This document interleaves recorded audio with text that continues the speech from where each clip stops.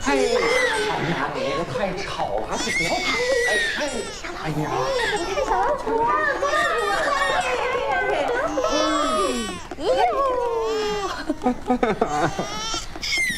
不哭了，不哭了。这牛乳别喂了，尿不也换了，怎么还哭？是啊，要怎么啊？你别哭了，我。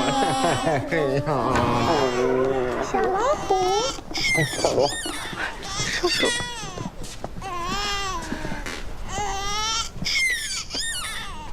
小罗，都是小人不好，不会哄孩子，吵着您了。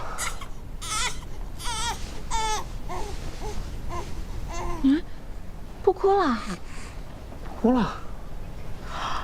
哎呀，哎呀，不愧是我家少主啊，天纵英才呀！上至80岁的老翁，下至襁褓中的婴儿，只要少主出手，没有搞不定的。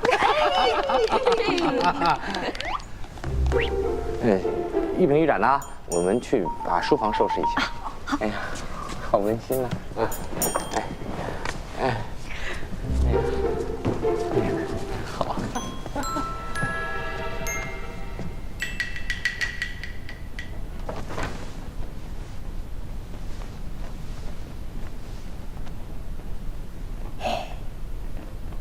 唱得真快，你是怎么做到的？医书上写，夜晚婴童进食以后会腹痛，坊间叫猪毛风，只要揉一揉就好。我们少主啊，可真厉害，上到80岁老人，下至襁褓中的幼童，只要你出手，没有搞不定。怎么还不让夸了？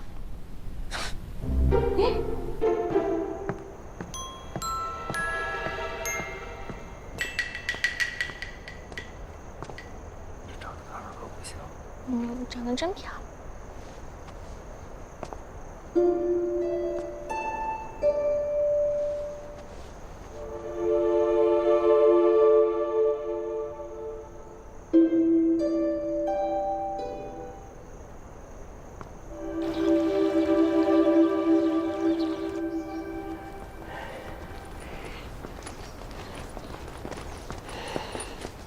封岗了。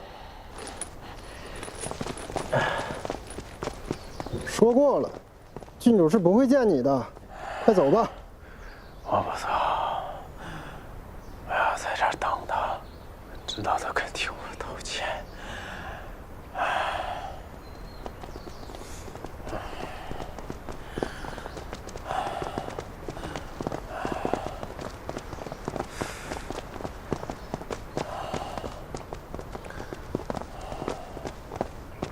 他们都是来应招做郡主赘婿的。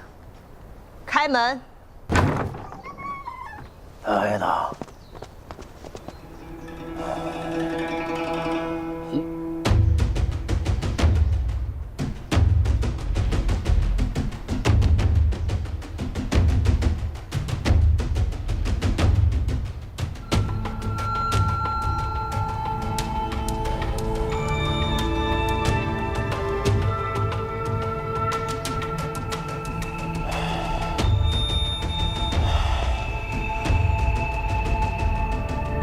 我也要批。你说什么？上官要招赘婿，那我就批。他的赘婿，我当定了。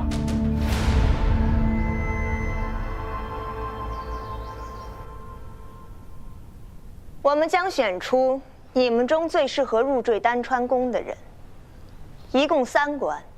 这第1关，众所周知，郡主喜欢吃辣。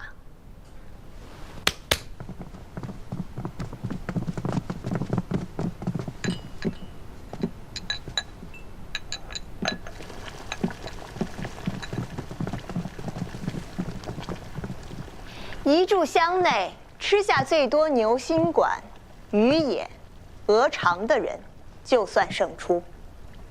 诸位，开始吧。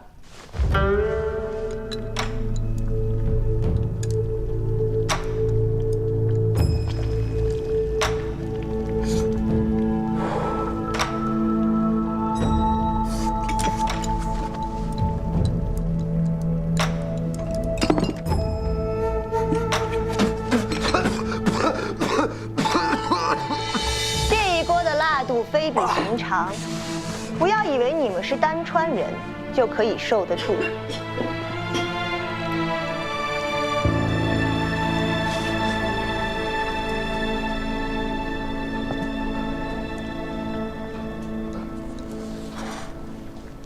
你什么时候能吃辣了？在新川啊，我和上官在一起的时候，我竟然逐渐能体会到吃辣的快乐了。也许啊，这辣的痛感，远远比不上失去才来的凄凉。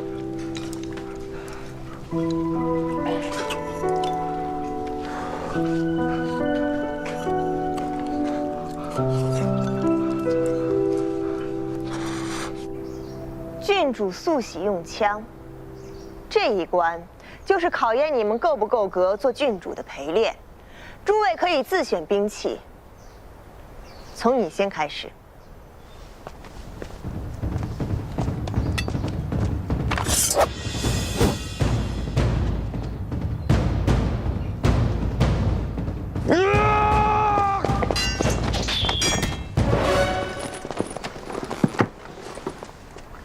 下一位。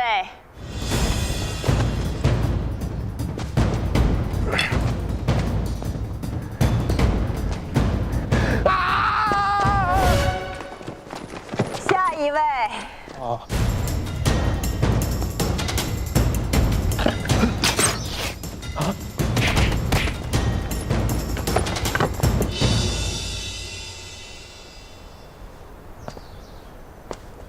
到你了。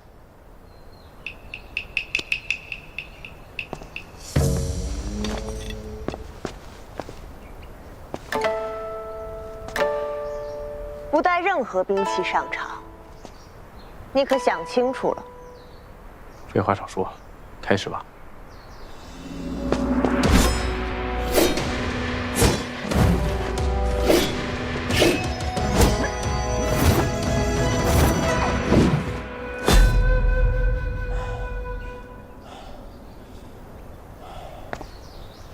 你什么时候变得这么厉害了？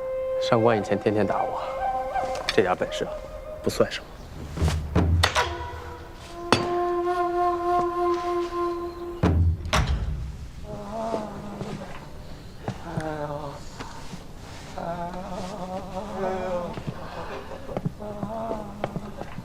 这最后一关，就是你们每人选出一份礼物，送给郡主，让她开心。礼物最得郡主欢心者，胜。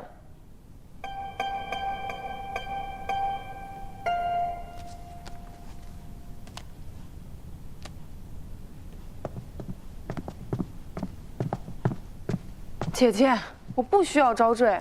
上次咱俩不是都说好了吗？你答应我，我去做我想做的事情，怎么现在又弄这种比试？姑知道你不需要，可万一你日后想要个伴儿了，或许正值坠灵的男子就没有合适的了。姑先替你选好，预备着哈。姐姐，好了，听姑的没错。主上，郡主，赘婿比试已经结束，这是他们最后递交的考题。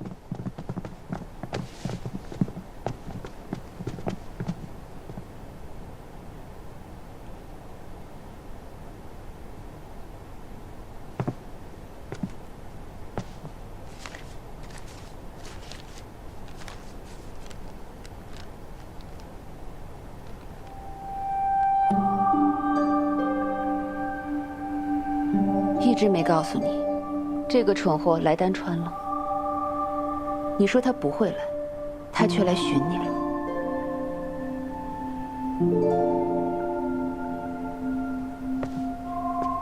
见或不见，都在于你自己。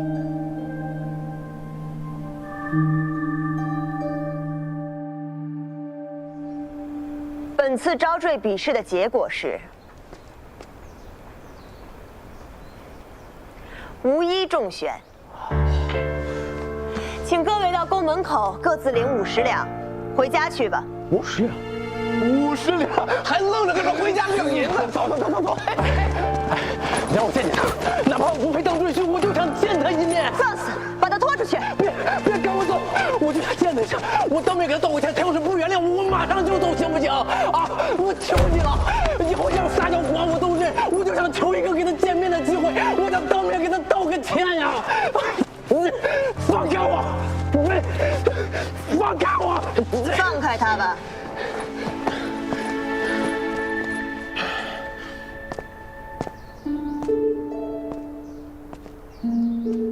郡主现在不在丹川，主上准许他外出游历。他去哪儿了？啊？在丹川，男子若是失德，则要承受鞭刑。若你能承受100鞭，打！你现在就把那个破鞭子拿过来！你别说是打我了，你就是拿刀捅我，3刀6洞我都认。只要你告诉我他的下落，我认你的主持。啊？郡主昨日从丹霞湖驿站发来了信。丹霞湖驿站，谢谢你。丹霞开进不进？丹霞湖，丹霞湖，丹霞湖。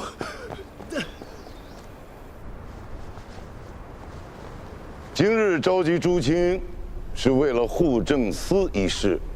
户政司需交由其他少主主理，诸卿都可举荐人才。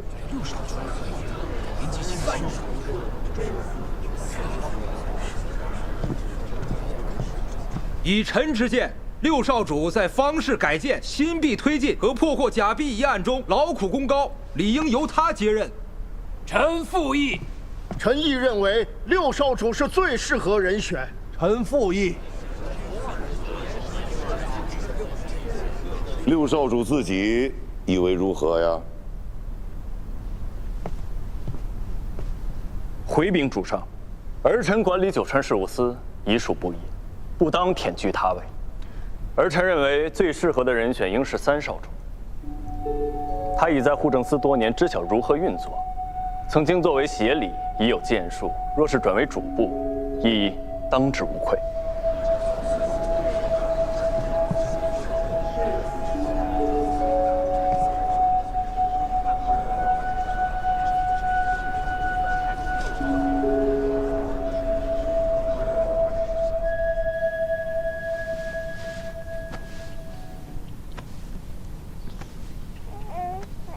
海棠姐，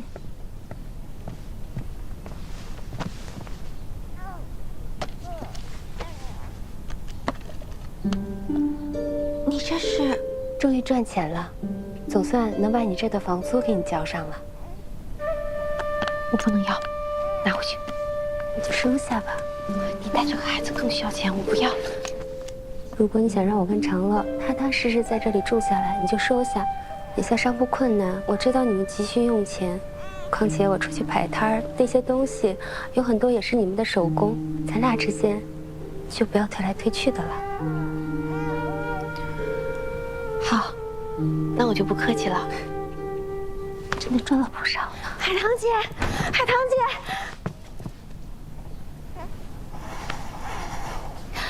衙门的人来了，他们说那个死老三接管了户政司。我们马上就可以重新开张了，可太好了！这个死老三真的有良心。各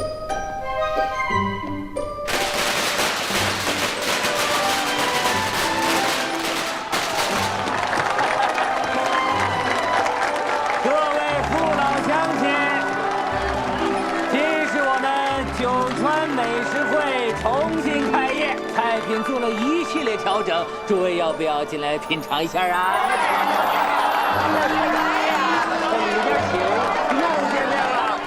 欢迎欢迎欢迎！啊，放这儿吧，这是新菜，尝尝。各位客官，这是本店的芒土菜之一八宝鸭，里面有8味食材，只有主厨知道里面放了什么。您若想知道啊，就得亲自品尝。若幸运的话，会在鸭腹中开出鲍鱼鲜翅；如果没有的话，就只有请你下次再来了。这4味酱料啊，是本店特制的，招牌混合咸香，经典烟熏有烤肉味，柠檬胡椒清爽。这酥油大蒜啊，有些鲜甜，各位慢用。各位慢用，谢谢掌柜，谢谢掌柜。堂姐，这个月的账目可能要重新梳理一下了，把闭店期间和开店之后都分开写，方便我们以后计算盈亏。好，小薇，我发现你越来越像元英了。他是我先生，我不像他，像谁啊？袁先生，我这次的表现5分嘛。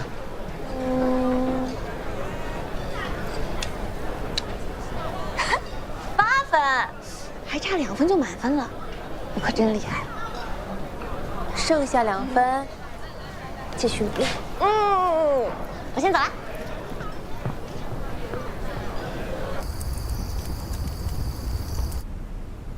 我们就进去看一眼，劳烦官爷通融。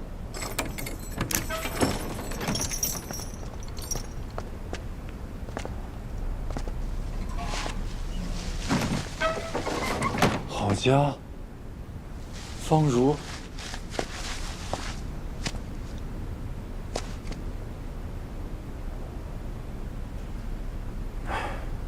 我是真没想到，你们竟会对我如此牵挂。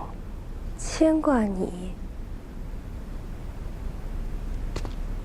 你清醒一点吧。你以前怎么对待我们的，你自己心里没点数吗？你还敢这么想？是真的没长心啊！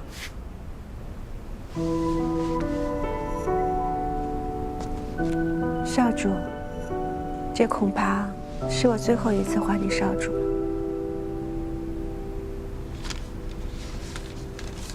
今天我到这儿来，就是想让你签了这个。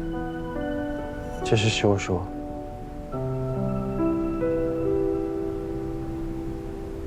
真是荒谬。荒谬！我倒觉得，我跟你在一起这么长时间，那才是荒谬。我只想告诉你，我和你之间没有任何余地了。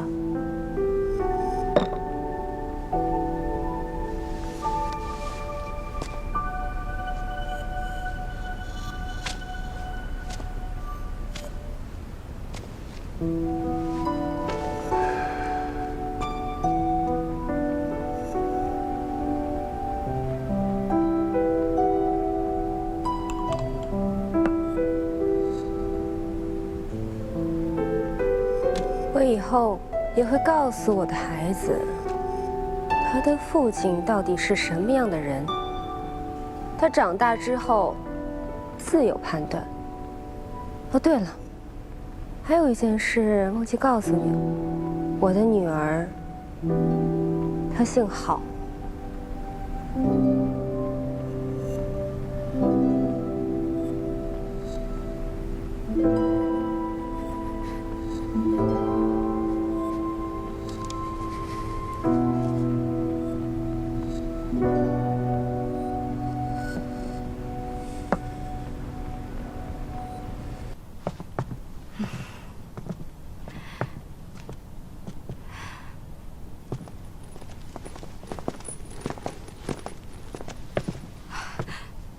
松儿，母亲，快起来，快起来，起来！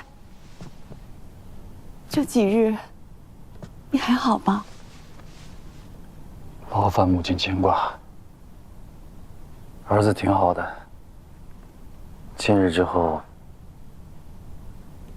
儿子就要去往流放之处，还请母亲保重身体，也切勿再触怒父亲，牵扯自身。我会想办法多给你借点钱。等过了这几日，你父亲气消了，我就跟你舅舅想办法接你回都城。不必了，父亲应该不会再想见我了。母亲若是思念我，写信或者去看我，都是一样的。儿子如今已是一介庶民，我也想试试靠自己双手去生活，挺好的。反正不用再去做什么囚笼困兽了。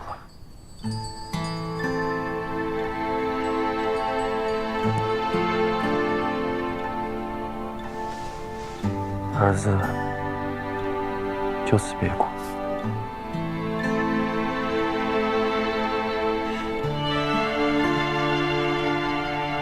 二哥。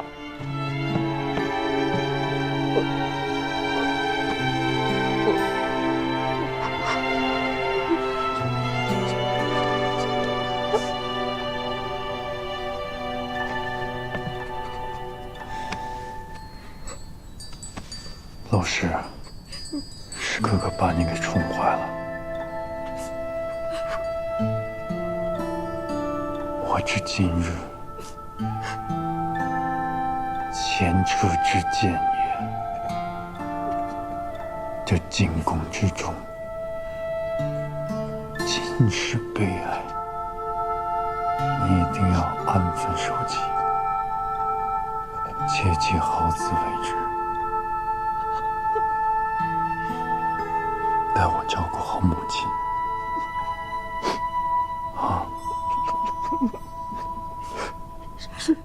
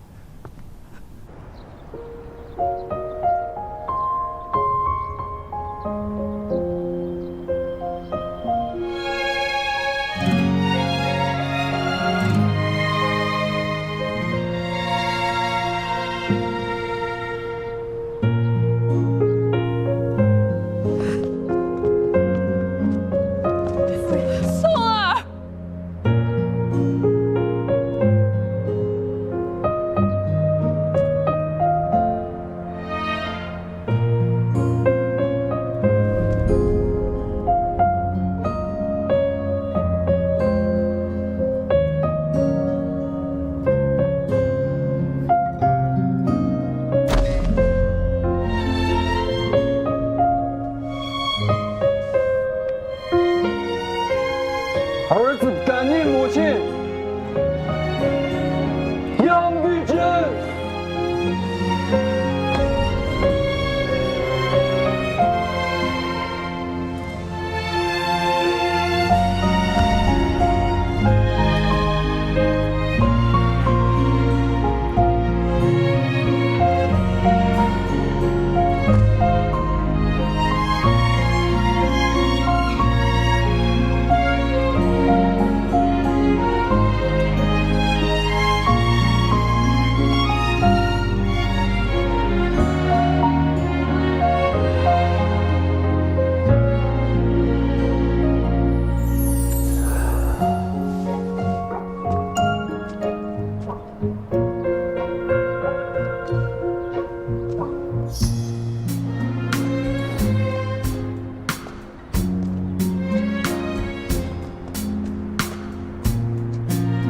这是主上托我交给你们的，往后一切保重。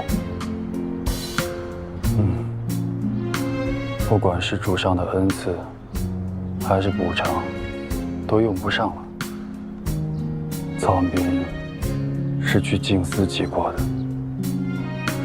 何须这些黄白之物？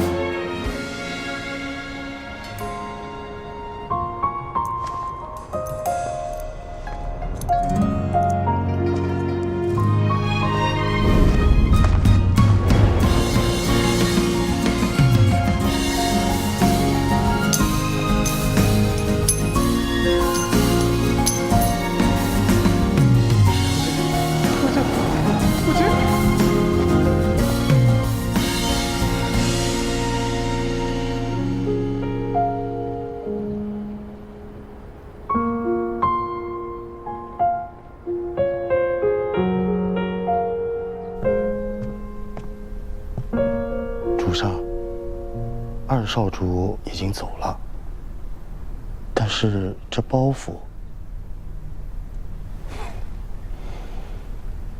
这时候倒有了嫡长主的气节了。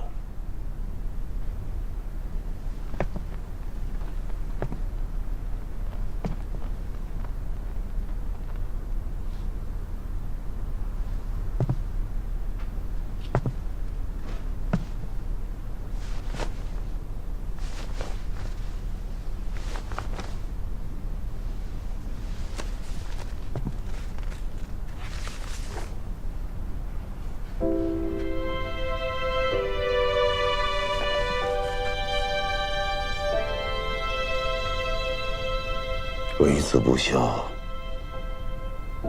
为兄不悌，终究是父之过。没能想出好的方法，督导训诫。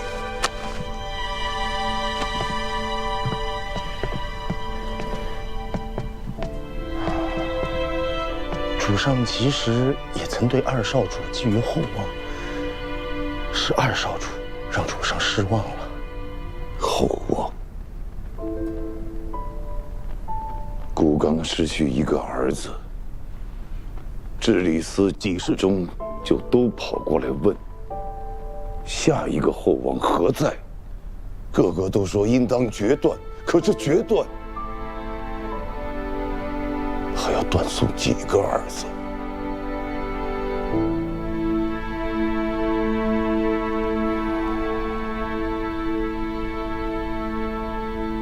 这些时日，老三代管的户政司做得如何呀？啊，回主上，三少主凡事都与六少主有商有量，举措倒也得宜。梁舍，是。你觉得老六为臣如何，为子如何？小人不敢妄言。说。是。六少主对主上恭敬，行事稳妥，看着倒也敦厚。这晨曦一案中，他并没有借势赶尽杀绝，所以一夜之间便得了仁德之名。原本朝中还在弹劾他审讯滥行，转眼治理司都称颂他的仁义。哎，从前在少主宫院，他仿佛不存在一般，就一夜之间便让人瞧见了他。现在有很多人都在议论他可堪原处了。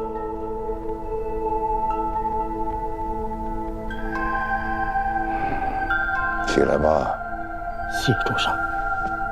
你也不必在姑的面前战战兢兢的不敢说话，姑都明白。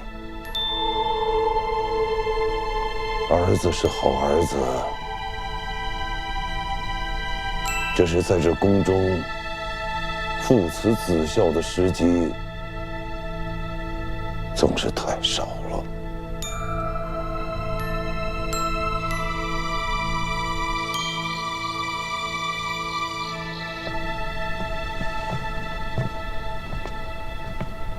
少主在忙吗？进。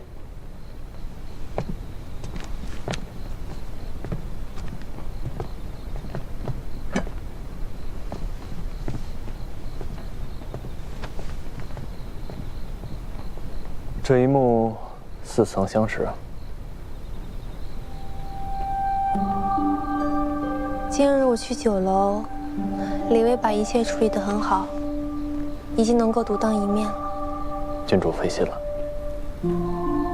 二少主离开，三少主掌管了户政司，如今少主也已仕途坦荡，所以我想，我的任务完成了。郡主是想离开？我觉得是时候了。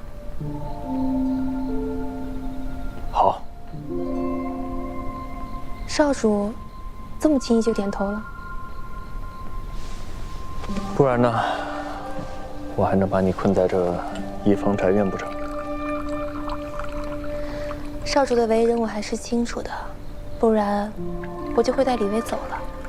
只是我担心，眼下未必是最好的时机，恐怕会给少主添麻烦。郡主放心，我既然答应了，就一定能做到。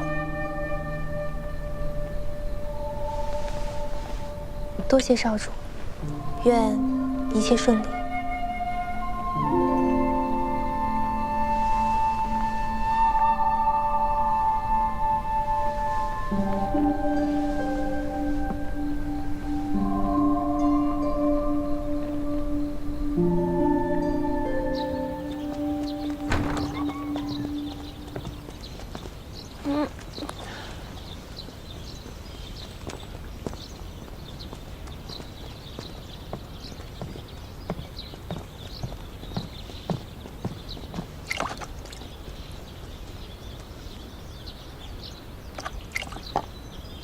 已经交过了，谁这么勤快？菜地也交了。小百福吃饭，这么早就吃上了，谁给你弄的？那就多吃一些。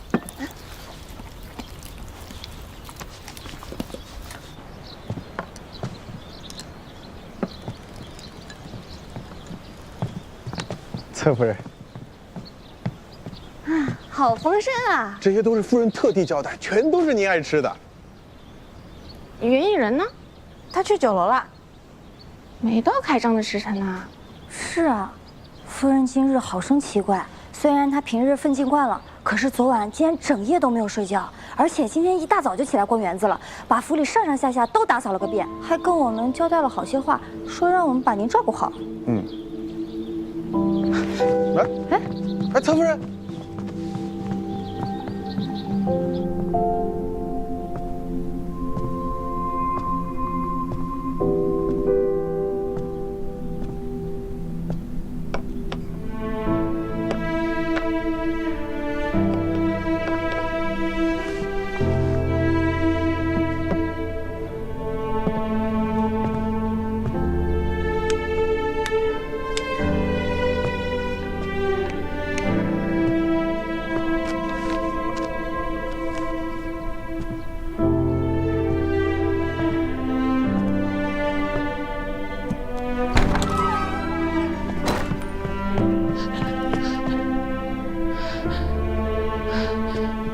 怎么了？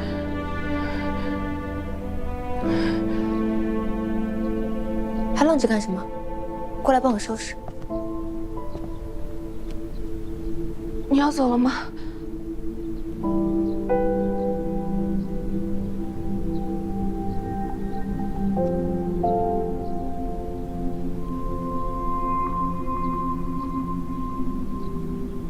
府内的各项事宜，你都已经得心应手。玉嫔、玉盏，几个都是好的，用不着我多说，他们就能好好听你的话。我本想去厨房一趟，嘱咐刘宝全几句，但后来一想，饮食是你最擅长的，用不着我操心。为何如此突然？二少主流放他乡，再无任何可能。护政司和九川事务司也都稳定了。如今，局面算是打开了，所以，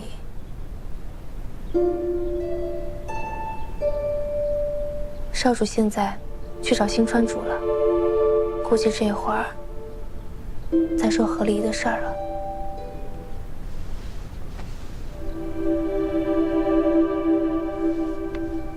你现在已经用不着我操心了，我不在，你也可以将大大小小的事儿料理好。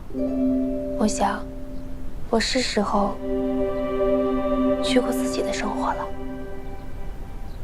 可是我舍不得你，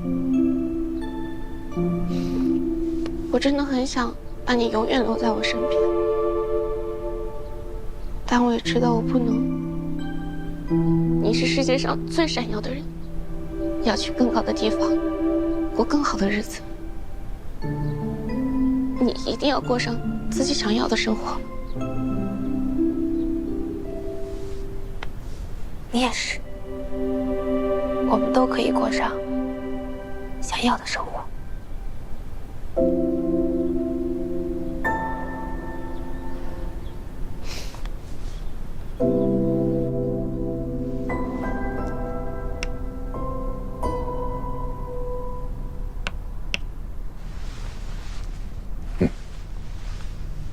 顾的那些逆子呢？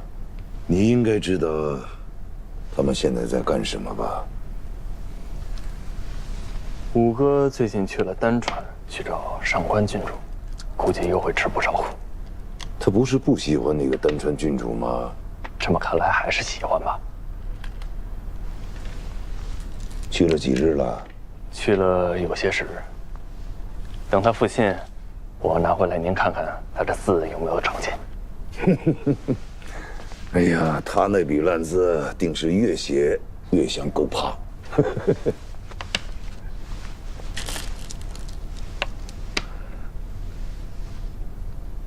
父亲，我有一事想与您商量。说。儿子想和元英郡主和离。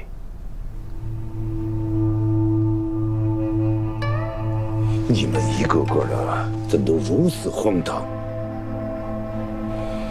星传从前甚少有夫妇离绝的，如今少主的内眷却都落了跑。这是什么邪风啊！我知道这不符合常规，但我和郡主已做好了万全之策，绝不会影响两川邦交。你就是因为济川的李氏，我早就说过，成大事者不能沉溺于情爱。是，但这成家立业、守业为家，若是府中和睦，那对外也会更加尽心尽力，不是？其实相比内务，郡主更适合朝中之事，这将来必会成大器。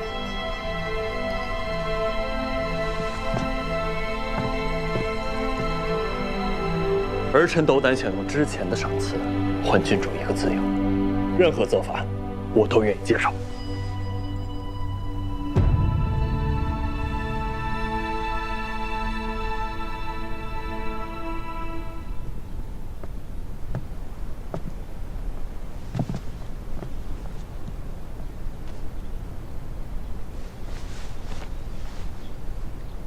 父亲已经同意我们和离，郡主可以回家了。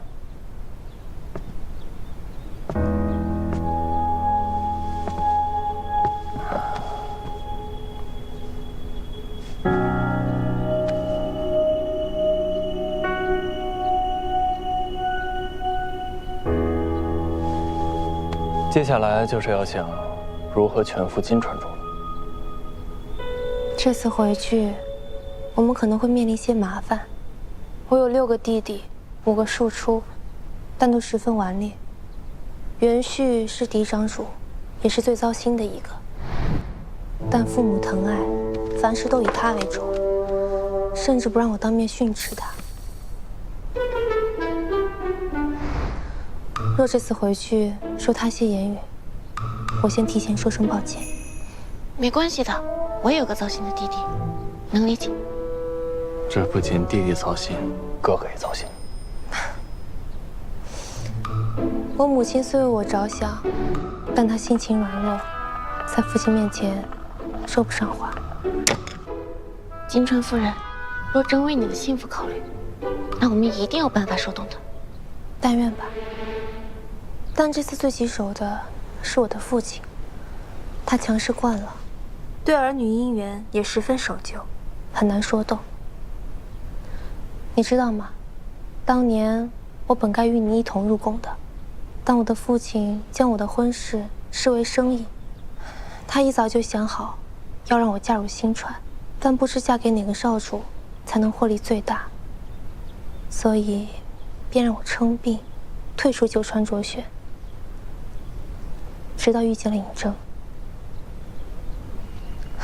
他太过重利，若是影响两川关系，他不会同意的。那若是新川降低过税呢？两川交易往来，新川征收的过税一直偏高，相信这也是金川主的心头大患。确实可行。金川要向新川兜售漆、窖、鱼苗等，过税高达20取1，乳牛、羊皮等还有额外课税。江河商船还要收船钞。若是能划定新准则，减少重征叠税，父亲一定同意。但新川从前重征过税，是因为金川的商贸实在太强。但如今时异，新川也有意重新制定过税，此事大利于两川百姓。我有信心能够说服川主。多谢六少主。你们两位合理，竟然要扯上过税的问题，还得把两川的百姓摆到台面上来。唉，这就是满川风范。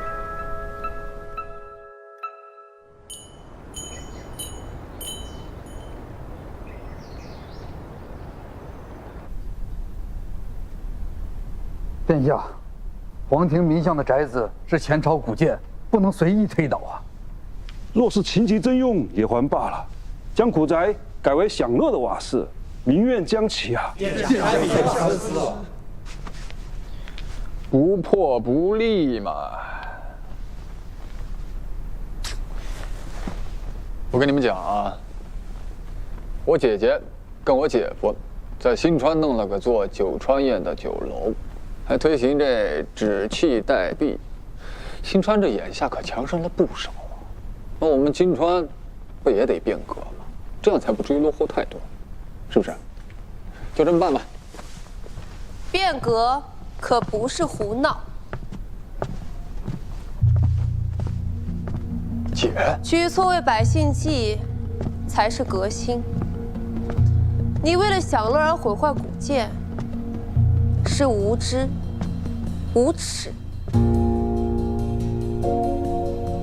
你怎么回来了？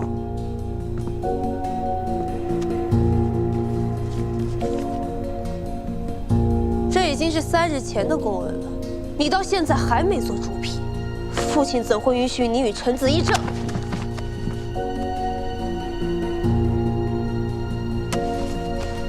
你一个外嫁女的，什么时候轮到你管这些了？我现在担任的可是监理之职的嫡长主啊！你怎么敢对我这么说话？监理，父亲竟然让你担任监理，你根本不想务正，只想霸着高权为所欲为。皇庭民巷的房子，你也并非真心想拆，只不过一时心血来潮，结果大家都不满意。你就更想做成此事好摆监理的谱。你什么你？1不批公文，2玩物丧志，3决策荒谬引起众怒，你为何还有脸驳斥张姐？父亲呢？跟我去见父亲。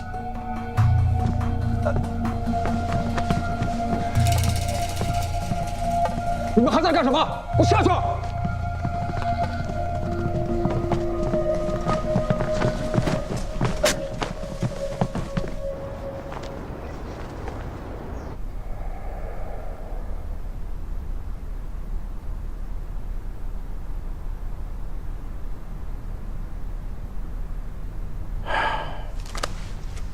元一，允许虽然有许多问题，但他是嫡长主，你不该当着外臣的面说他。就是啊，姐夫你也不管管他。方才郡主确实有些冒失了，但身为监理者，恪尽职守应当是本分才对吧？哟，这就护上短了。燕儿回来省亲，贤婿能跟着一起，我们就放心了。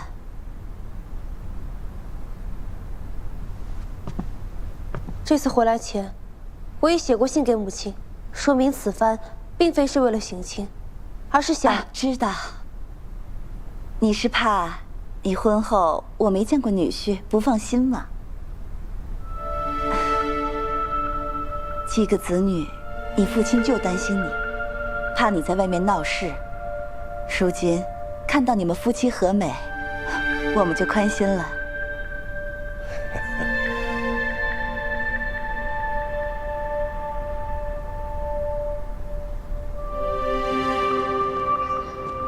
没想到母亲竟然堵住我的口。适才那个情况，实在不好提合理。对不起，这不能怪你。如今新川的朝政是由嫡长主带。父亲有意锻炼元旭，暂岗休息。只可惜，他是块废铁，练不成金子。父亲大概知道我想做什么，只是刻意装傻罢了。这件事情若是你和金川主说，那便是家事；但如果是我和金川主提及，那就是公事。不如由我来说。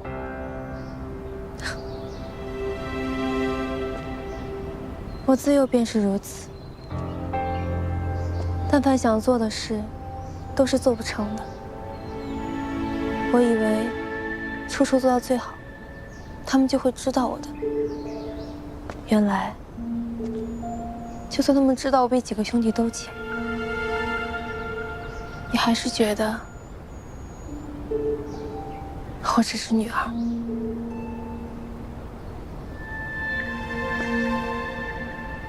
带累你们了。你别这么说，只要你自己明白，自己要做的事情是什么，所有事情做成之后，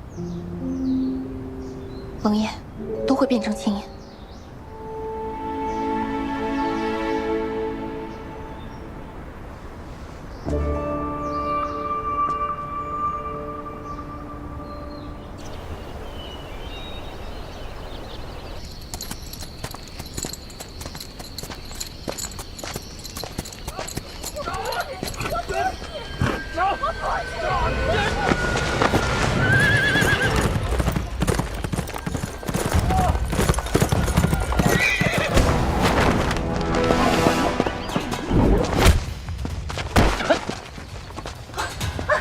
丽莎，救命！单川地界，竟敢对妇人动手！这是我老婆，关你什么事？给我走！这个王八赌徒，输了房子，赔了地，他现在还要卖我，点卖妻子换钱，你还是不是人了？这是我们家的事，你少管！给我走！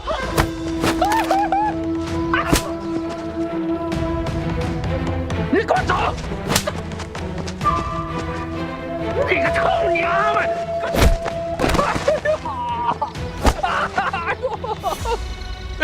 丽莎，饶命啊！我不敢了。你要是再让我看到你干这脏事儿，就送你去投胎，滚！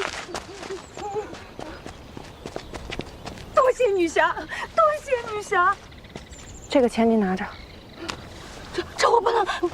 你拿着，带着这个钱，赶紧走吧。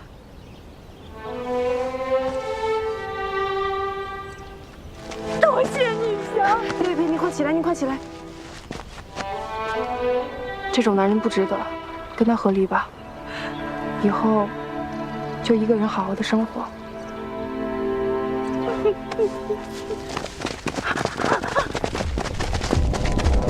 就是他，就这臭娘们，敢欺负我兄弟，上！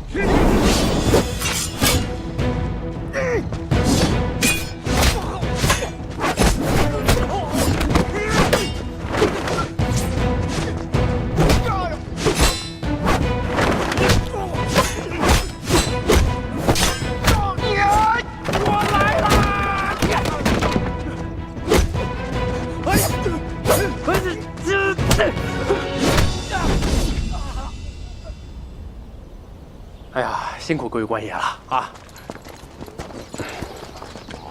这下就可以放心了，以后一定要好好的生活。保重。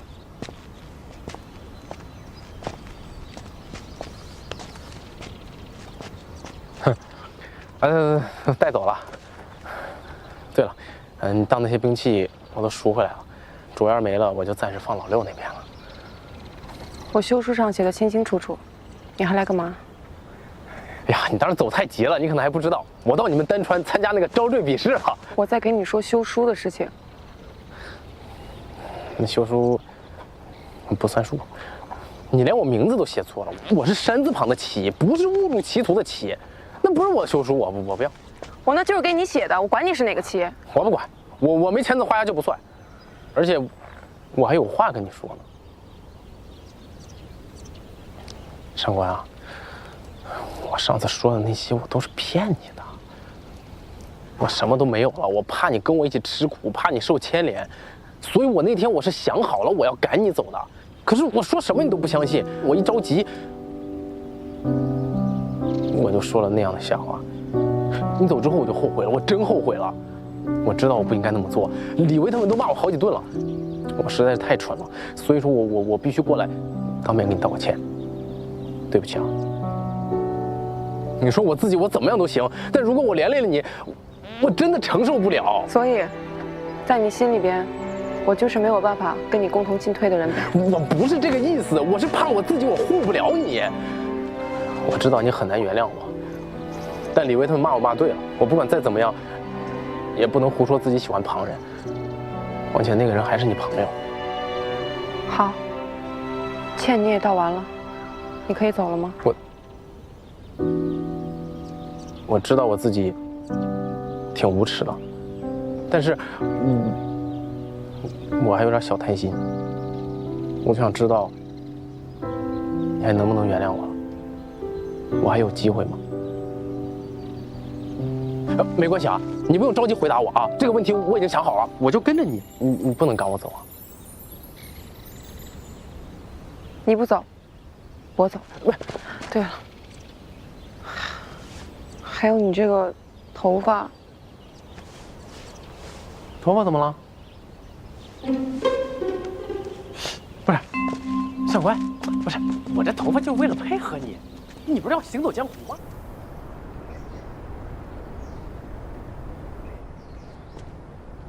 你说了这么多，还要为我川减免过税？哼！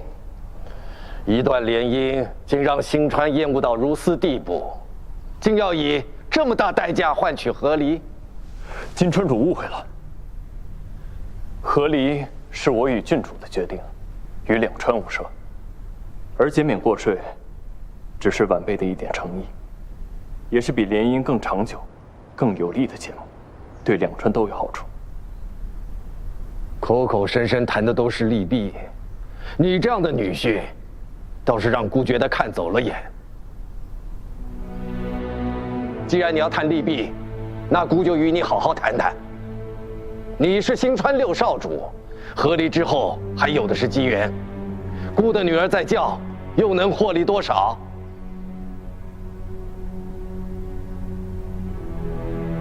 谈生意可以，谈和离绝不可能。父亲，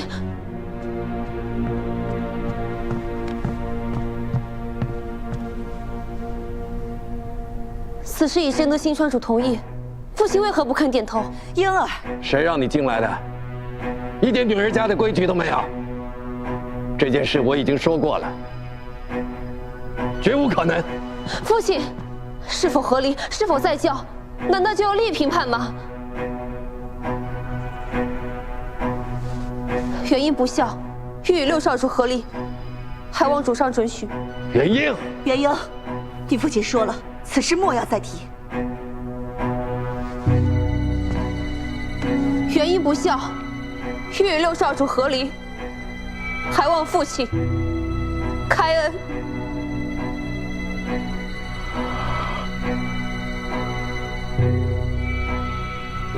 来人，把郡主带回去，闭门思过，让他自己好好想清楚。金川主三思啊！六少主，姑眼下管教的是闹和离的顽劣小女，若你们姻缘稳固，姑自然不会为难她。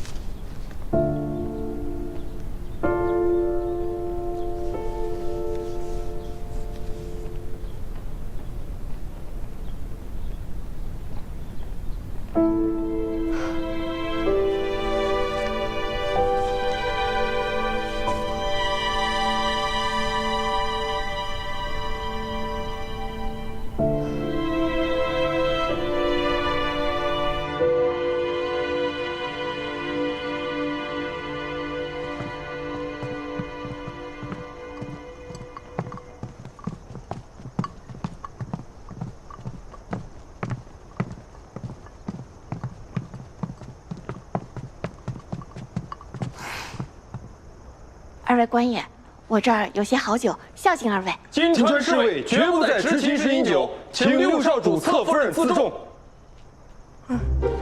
说的真整齐啊！那二位通宵达旦值班，肯定很辛苦。我准备了一些糕点，不如二位。金川侍卫绝不食用夜宵，既不养生，也不利于执行公务。不愧是金川。哎呀，我摊牌了，我就想进去看看郡主，给他送点吃的。他一天没怎么吃了吧？我就进去看他一眼，然后就出来，行吗？金川的侍卫绝不能不守规矩，擅自放人入内，而且金川的郡主也不吃夜宵。哎呀，你们就让我进去看看嘛，就一眼。六侧夫人，金夫人，让我带进去吧。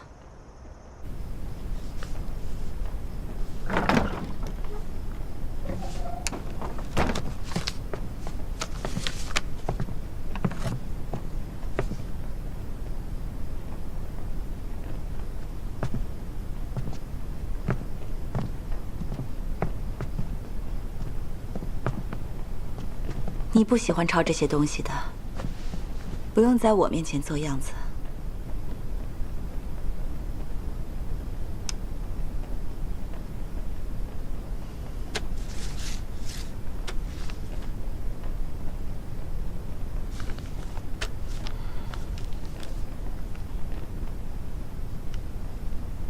政要奏书，金川宜重与外川之通商，减少过税，虽则有倾销之弊，但亦能促川内之变革。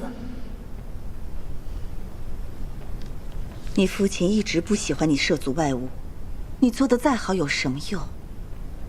况且你还是个女儿家。母亲既然知道我能做好，为什么不愿意多给我一些机会？也许我能为金川做得更多，不只是一门和亲。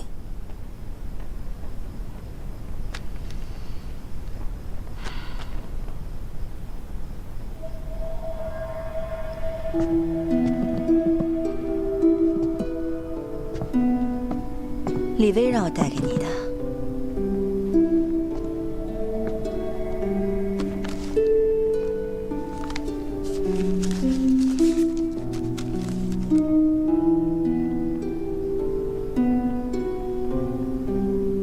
是六少主给我写的一些建议。贤婿与你心意相通，你们很合适的。若不合理，你或许反而能做自己想做的事情。你父亲也可以放心些。母亲，我与六少主是最好的盟友，就如新津二川一样。实际上，我俩是一种人。做盟友自然有默契，但做夫妻，我与他半点情分都没有，他也一样。况且，我不想以谁夫人的身份去做一番事业。我做自己想做的，也能做好的，为什么父亲就不放心呢？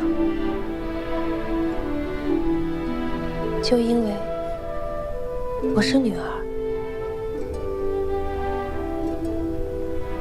这不公平，母亲。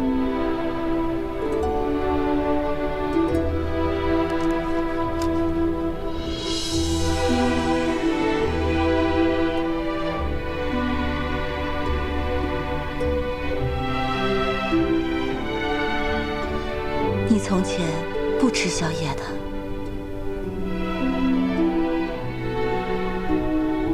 或许有些改变，也没有坏处。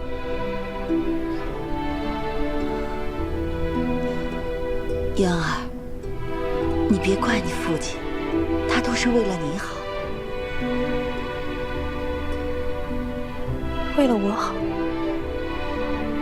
偏将我锁在这里。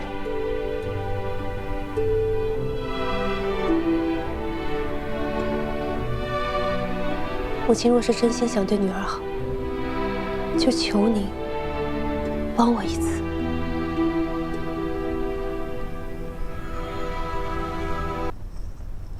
我们金川的商贸一直比新川成熟。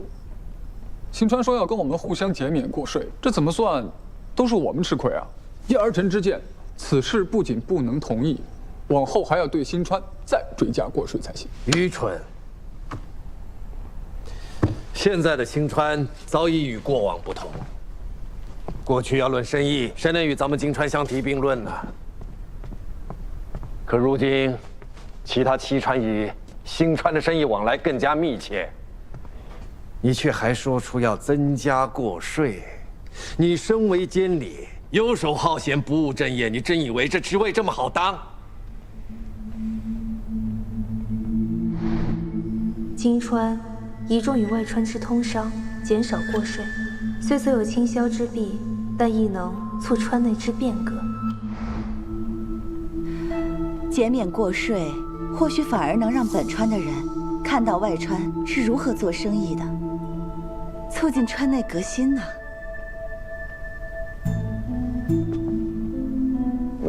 母亲，您今日怎么突然对正事开口了？妾是胡说的，妇人愚见，主上便当没听过吧？这说的有理啊！你母亲都能想到，你怎么就想不到？父亲，我们金川还需要跟外川学习什么呀？在生意一道上，一直只有旁人学我们的份儿。其实，新川就有许多可学的。从前，新川在商道上受制于我们，可如今，他们将方式改制，反而大有超越之势。若金川固步自封，定会落后于新川。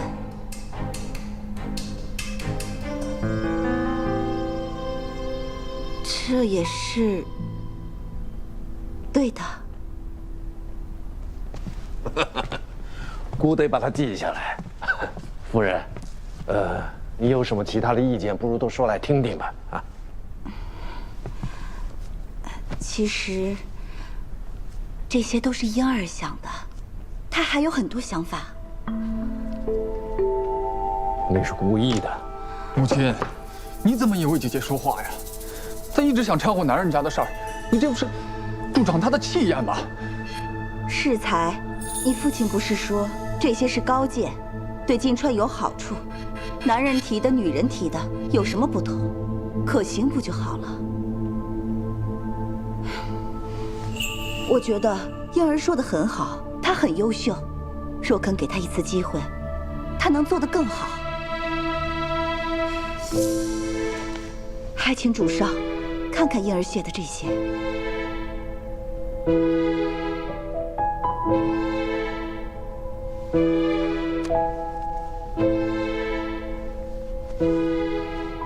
从前，婴儿说他想做女官，主上不肯信任他。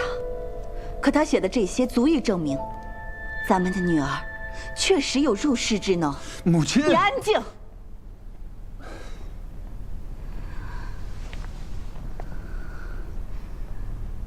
认识他的人都能认可他，赞许他，可唯有至亲拒绝了他。婴儿，他该有多难过？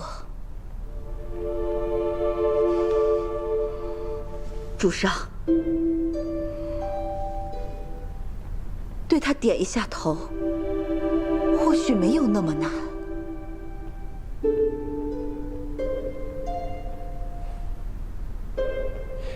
姑知道了，你先下去，让姑想想。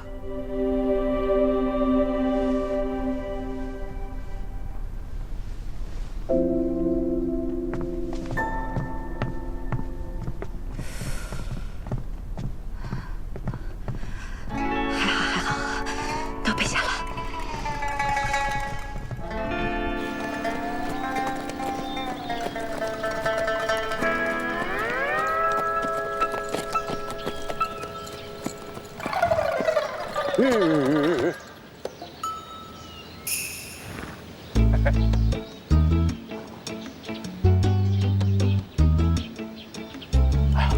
好了，好了，行，喂，我那份再要一个这个，好，就拿一个那个就可以了，好吧？好。来，上官，钵钵鸡啊。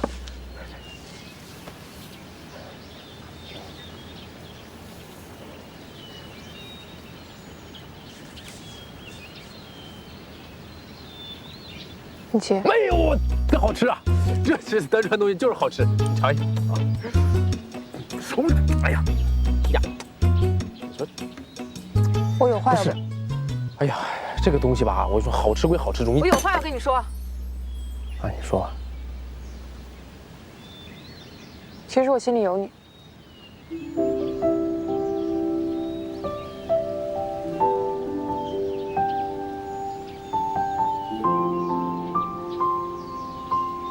呼吸。上官，哎，二位客官，您这份是要微辣还是中辣？甜的。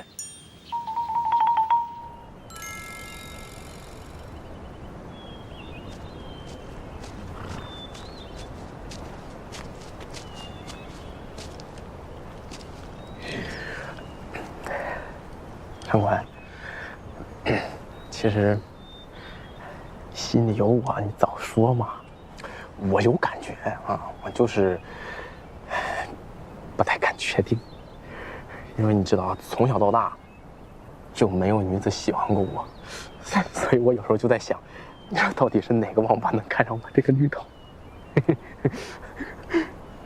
不是，我没说你的意思啊，你不是王八，你是全天下最好的阿静啊！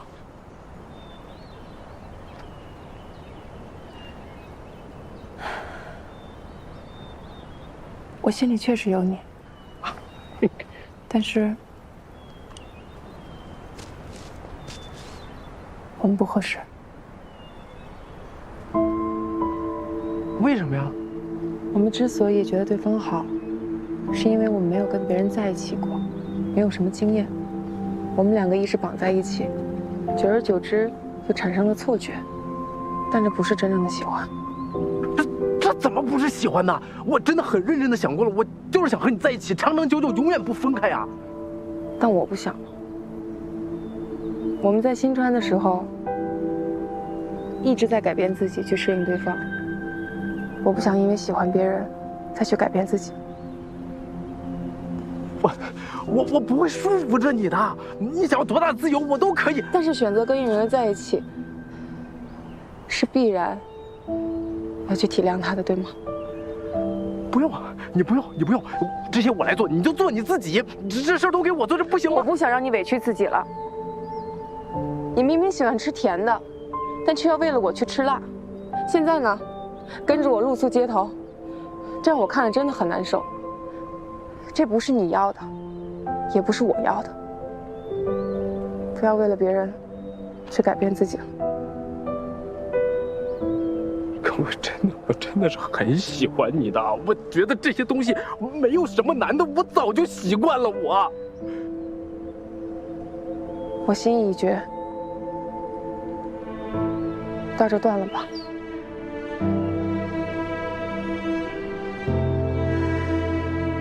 去找你自己真正喜欢的，如果有缘，总会再聚的。